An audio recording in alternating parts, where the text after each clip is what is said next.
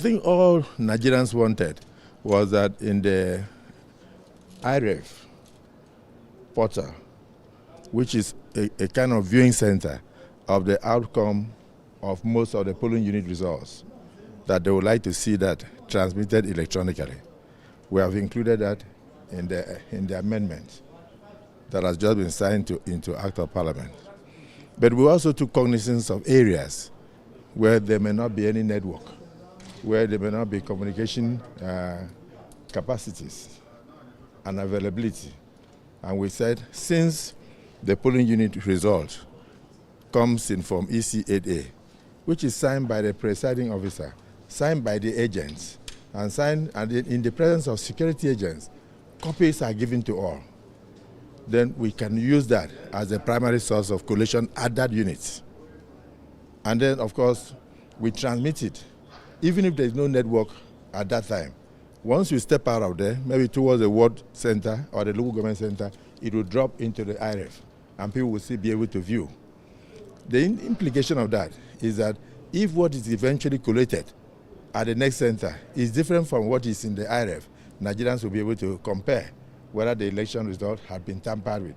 And for us, that had always been the problem in the country, that once election result leaves a polling unit, it will be tampered with or mutilated. That has been eliminated today. So we are satisfied that we have met the aspiration of Nigerians. That the issue of real time also comes in. Once you transmit, even if there is no network at that time, once you go to where there is network, it will still drop. So eventually everything will still be shown. So we are happy and satisfied that we have been able to interpret the intentions and the yearnings of majority of Nigerians, not those who are politically motivated, not few people who make noise. Noise is different from lawmaking. And I always say, no matter what we did in the last 2 years, we went to retreat in Lagos, we went to retreat in Ibadan, everywhere. Those things were just mere consultations. The final outcome of what was amended happens in the plenaries of both chambers. And we felt in the last 1 month that we have done a lot.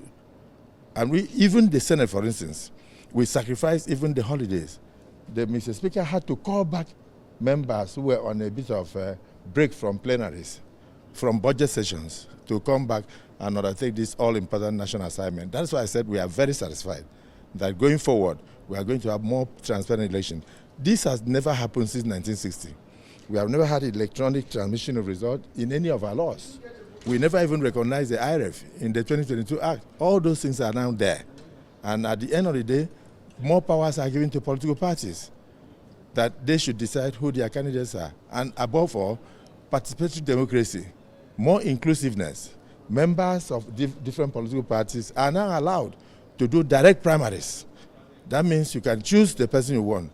Delegate selection, of course, one person can write the list and then just submit. But this time around, the members who are in the political party will stand up and vote for their candidates and the candidates of their choices. That some people don't understand that it is not even good that in an election you have 5 people contesting. One person scores out of 300,000 votes. One person scores 290,000. And then for one reason or the other, he's disqualified by the court. And then the person who scored 1,000, who is not popularly elected, will now be declared a winner. All those things are eliminated. We have now recommended that where such a case happens, then we should call for another election. And that also comes even with the governorship election, where somebody who scores the second highest vote may not meet the 2/3 of the spread of the requirements in local government and will be declared a winner. No, we don't want that kind of situation. We want something that will help Nigerians to truly elect their leaders.